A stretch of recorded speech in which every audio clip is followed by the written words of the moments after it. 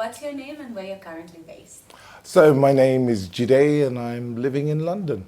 Gorgeous. So Jide, tell us, prior to joining WCA, what would you say was the biggest problem or challenge in your life and how is that affecting you?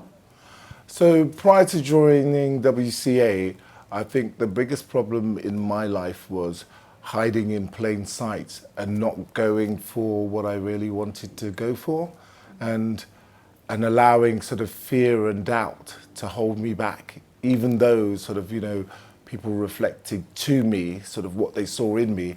I didn't see that in myself. I didn't believe that in myself. Yeah.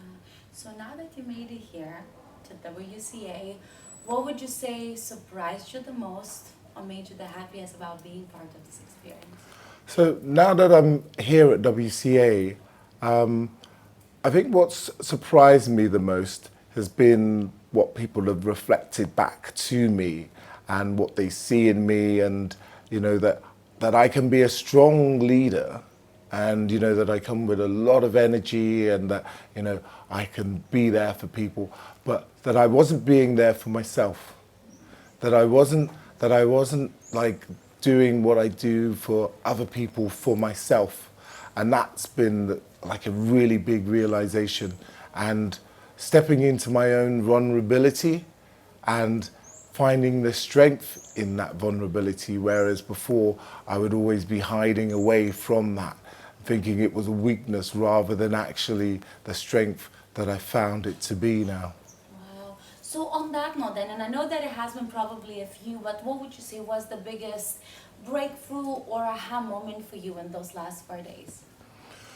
I think the biggest breakthrough, or sort of the aha moment, was realizing that I've been in my head for so long, and that I've kind of got through it in some way, but when I connected emotionally and owned the deep sense of emotion within me, that was the most powerful thing. And it took the being on WCA for that to happen.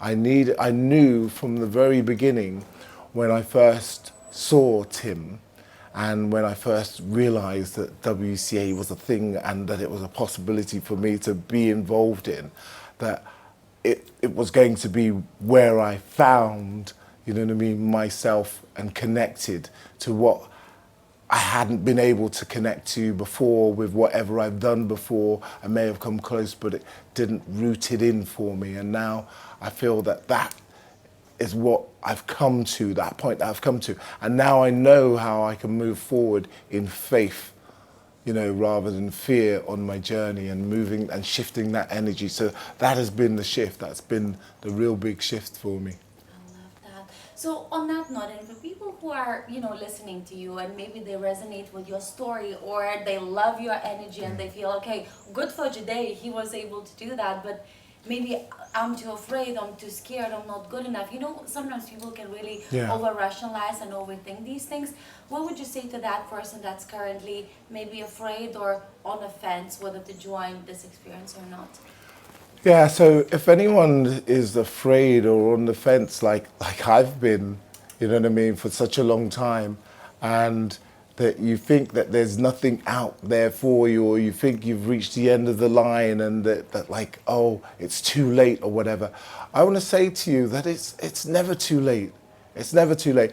I've found it, and I've believed that somehow there was something, and I know that within you, if you're on the fence about it, that there is that glimmer, and that you can shift that into faith rather than being held by that fear or that despondency or that disbelief that there's nothing that can change, or that you're stuck in that way.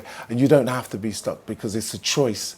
And if you make that choice to step forward in faith, then you will feel the results. You will feel the change happen.